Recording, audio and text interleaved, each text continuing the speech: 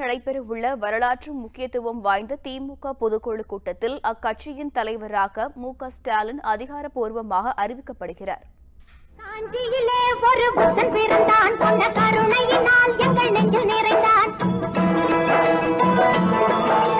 காஞ்சியிலே ஒரு புத்தன் பிறந்தான், கொண்ட கருணையினால் எங்கள் நெஞ்சில் நிறைந்தான். அண்ணாவின் எல்லாரும் அழைக்க வந்தார், ஆயிரம் தலைமுறை தழைக்க வந்தார். தந்தை பெரியார் தலைமையேற்று நடத்திய திராவிடர் கழகத்தில் இருந்து பிரிந்த அண்ணா 1949ஆம் ஆண்டு திமுகவை தோற்றுவித்தார். எனினும் பெரியாரே தனது தலைவர் என்ற உறுதியுடன் இருந்த அண்ணா அப்பதவியை காலியாகவே வைத்திருந்தார்.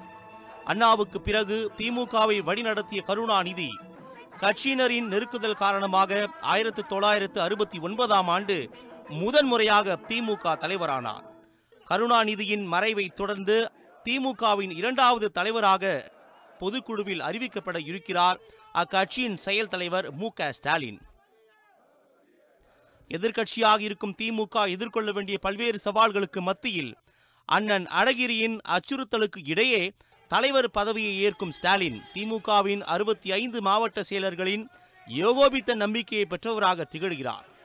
திமுக அமைப்பு செயலர் RS பாரதி தலைமையில் நடந்த வேட்புமனு தாக்கலின் போதே மாவட்ட செயலர்கள் இதனை உறுதிப்படுத்தினர். அதேபோல் பொருளாளர் பதவிக்கு வேட்புமனு தாக்கல் செய்த துரைமுருகனும் போட்டியின்றியே தேர்வு செய்யப்படுகிறார். இதனிடையே தந்தையின் நினைவிடத்தில் ஆதங்கத்தை வெளிப்படுத்திய அழகிரி வருகிற செப்டம்பர் 5ஆம் தேதி கருணாநிதி நினைவிடம் நோக்கி அமைதி பேரணிக்கு ஏற்பாடு செய்து வருகிறார். தன்னை மீண்டும் கட்சியில் சேர்த்துக் கொள்ளாவிட்டால் அதன் விளைவுகளை சந்திக்க நேரிடும் என்றும் அவர் எச்சரித்துள்ளார். கலைஞர் இப்போ இல்லை, அந்த கட்சியை காப்பாற்றணும், அந்த எண்ணத்தில் நாங்கள் இறங்கணும். அவங்க அதை சேர்த்துக்கலன்னா அதுக்கப்புறம் பின்பக்க விளைவுகளை அவங்கள தான் அனுபவிக்கணும். இடை தேர்தல்களுடன் மக்களவை தேர்தலையும் எதிர்நோக்கி இருக்கும் தருணத்தில் திமுக தலைவராகும் ஸ்டாலின் எதிர்வரும் அரசியல் களத்தில் தனது தனித்த ஆளுமையை நிரூபிக்க வேண்டிய கட்டாயம் நெருங்கியுள்ளது. காவேரி செய்திகளுக்காக எஸ். முருகேசன் மற்றும் கிறிஸ்டபர் தாஸ்.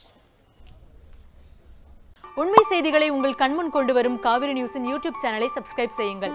நொடிக்கு நொடி நாட்டு நடப்புகளை தெரிந்து கொள்ள kaverinews.tv, Facebook, Instagram, Twitter போன்ற சமூக வலைதள பக்கங்களோடு எப்போதும் இணைந்திருங்கள்.